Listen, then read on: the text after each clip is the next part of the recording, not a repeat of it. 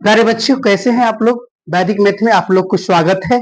आज हम लोग पढ़ेंगे क्लासिफिकेशन ऑफ साइंस, जिसका आप लोगों को लंबे समय से इंतजार था, क्योंकि इससे पहले हम बीच बीच में साइंस के मुख्य गुण, साइंस की प्रमुख शाखाएं को लेकर चलाए, फुल फॉर्म लेकर चलाए। प्यारे बच्चों, वह सब चीज जानना जरूरी है। यदि आप छोटे छोटे फैक्ट को नहीं जानेंगे तो आपको लगेगा कि हम आसमान में उड़ रहे हैं, लेकिन वाकई में ये सही नहीं है। आपको क्रमबद्ध तरीके से आगे बढ़ना है, तो छोटे छोटे फैक्ट को ध्यान रखना होगा। तो देखते हैं, आज हम लोग पढ़ने वाले हैं क्लासिफिकेशन ऑफ साइंस।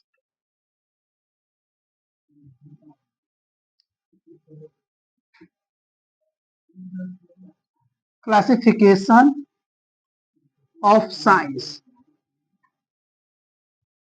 इसका मतलब क्या हुआ बाबू? इसका मतलब हुआ विज्ञान का वर्गीकरण, और वर्गीकरण के मतलब होता है बंटवारा। तो आप लोगों से एक बात पूछना है, आप लोगों से एक प्रश्न है, बताइए इस संसार में कितने सच है? आप कहेंगे सच तो बहुत है, हम सच है, वो सच है, भैया सच है, काका सच है, अंकल सच है, मतलब सभी लोग सच है। लेकिन बाबू, ये जो आज की जो विडंबना है, ये सभी बनावटे हैं।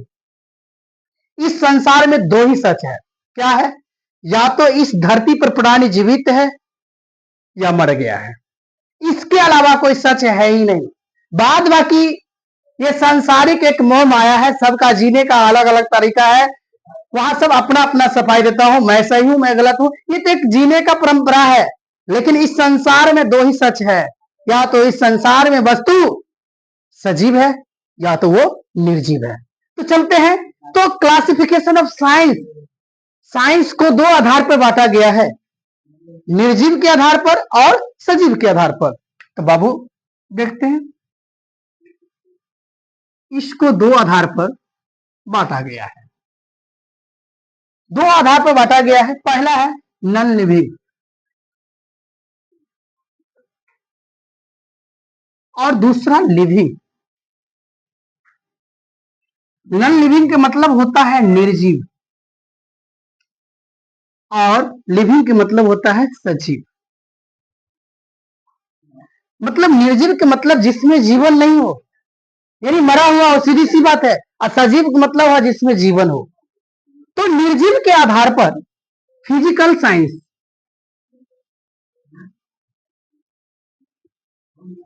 फिजिकल साइंस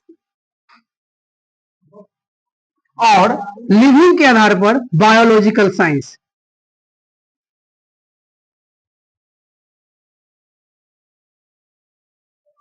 मतलब क्या हुआ? फिजिकल साइंस में निर्जीव वस्तुओं का अध्ययन किया जाएगा, और बायोलॉजिकल साइंस में सजीव वस्तुओं का अध्ययन किया जाएगा। तो फिजिकल साइंस को हम लोग क्या कहते हैं? भौतिकी विज्ञान। और बायोलॉजिकल साइंस को कहते हैं जैविक विज्ञान।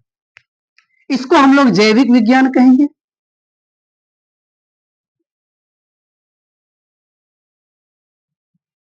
और इसको कहेंगे भौतिकी विज्ञान।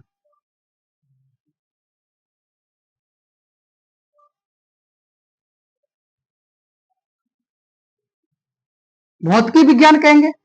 अब देखो यहां पर, अब आ गई ना वही कमाल सी बात कि आप लोग को इंतजार है, सर फिजिक्स कब स्टार्ट करेंगे, केमिस्ट्री कब करेंगे, बायोलॉजी कब करेंगे। बाबू सिस्टम से साइंस को ऐसा पढ़ो, साइंस ऑटोमेटिक कहेगा कि अब मुझे स्टार्ट करो। तो बाबू फिजिकल साइंस को हम लोग अपने अध्ययन के दृष्टिकोण से, साइंस की दृष्टिकोण से, इसमें दो भागों में इसको बांटे हैं, फिजिक्स और केमिस्ट्री। चूंकि हम लोग साइंस पार्ट को कवर करेंगे, हालांकि फिजिक्स, केमिस्ट्री आपको याद होगा, और बायोलॉजी, ये सभी नेचर साइंस है, नेचुरल साइंस है। अब उसके बाद बायोलॉजिकल साइंस के अकॉर्डिंग में आ जाता है बायोलॉजी। बायोलॉजी, फिजिक्स को हम लोग क्या कहते हैं? भौतिकी। और केमिस्ट्री को कहते हैं रसायन विज्ञान या रसायन शास्त्र,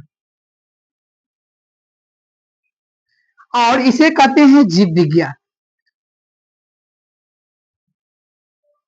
तो पहले हम लोग इसको समझ लेते हैं, फिर आगे हम लोग डिस्कशन करेंगे। तो प्यारे बच्चों, अभी अभी हमने पढ़ा क्लासिफिकेशन ऑफ साइंस, साइंस का वर्गीकरण। तो साइंस का वर्गीकरण दो आधार पर हुआ, एक हुआ नॉन लिविंग और एक हुआ लिविंग, अर्थात निर्जीव और सजीव। तो यहां पर पहला जो है निर्जीव के अकॉर्डिंग आपका आ गया फिजिकल साइंस। फिजिकल साइंस में हम लोग डिस्कशन करेंगे, फिजिकल साइंस में के अकॉर्डिंग आता है फिजिक्स और केमिस्ट्री। बायोलॉजिकल साइंस के अकॉर्डिंग आता है बायोलॉजी। अर्थात अगर आपसे पूछ दे कि फिजिकल साइंस है क्या, तो भाई एक चीज बताओ, फिजिकल साइंस किसका भाग है? साइंस की। तो विज्ञान की वह शाखा जिसके अंतर्गत निर्जीव वस्तुओं के बारे में विस्तार पूर्वक अध्ययन करते हैं, उसी को हम लोग फिजिकल साइंस कहते हैं। और विज्ञान के जिस शाखा में हम लोग सजीव वस्तुओं के बारे में विस्तार पूर्वक अध्ययन करेंगे, उसी को हम लोग क्या कहते हैं? बायोलॉजिकल साइंस कहते हैं। अब देखते हैं फिजिकल साइंस में दो चीज है, फिजिक्स और केमिस्ट्री। तो आप फिजिक्स और केमिस्ट्री है तो हम लोग क्या करेंगे, कम से कम यदि आप 10th में है तो आपको यहां तक पता होना चाहिए। यहां से आप डायरेक्ट फिजिक्स की परिभाषा कर लीजिए, केमिस्ट्री का कर लीजिए और बायोलॉजी का कर लीजिए और चैप्टर को स्टार्ट कर लीजिए। देखिए हम लोग कितना सीक्वेंस आए हैं। अब ऑलरेडी पॉइंट ही करा कि आप तुम मुझे पढ़ाओ।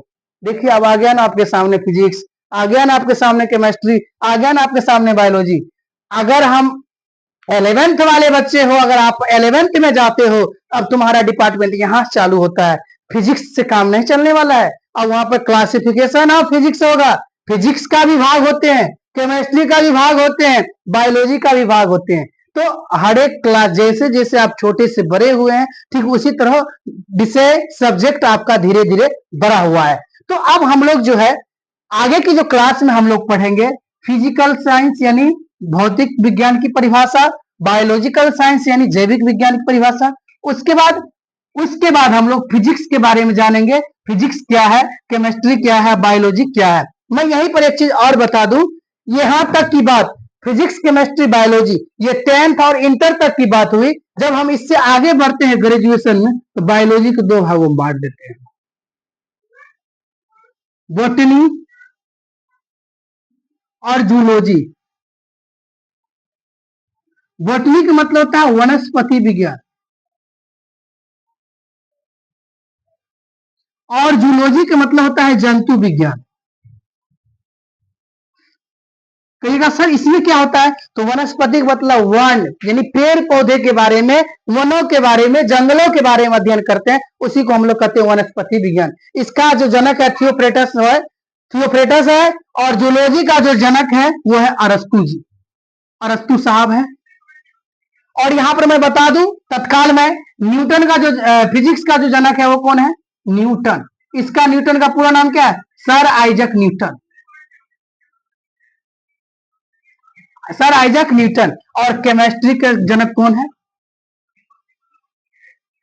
लेवोजियर भी बोल सकते हैं या लेवाइसिए भी, एंटोनी लेवोजियर या लेवाइसिए, ये केमिस्ट्री का जनक है, फादर ऑफ केमिस्ट्री। तो हम अगले क्लास में मिलते हैं और आपको एक एक चीज को डिटेल्स में, फिजिकल साइंस क्या है इसका डेफिनेशन, उसके बाद फिजिक्स क्या है, केमिस्ट्री क्या है और बायोलॉजी क्या है, इस सभी चीजों के बारे में पढ़ाऊंगा। फिर मैं अपने सिस्टम से फिजिक्स और केमिस्ट्री रूटीन के अकॉर्डिंग मैं चलाऊंगा। और विश्वास कीजिए आपको एक बेहतर से बेहतर तरीका से पढ़ाऊंगा और आपको घबराने की कोई जरूरत नहीं है, क्योंकि अब आप लोगों के बीच आपके डर को हटाने के लिए, आप लोग के बीच, आपके शहर में, आपके बाजार में, आपके बिहार में वैदिक मैथ क्लासेज आ चुका है और आप लोग के घबराना नहीं है। धन्यवाद।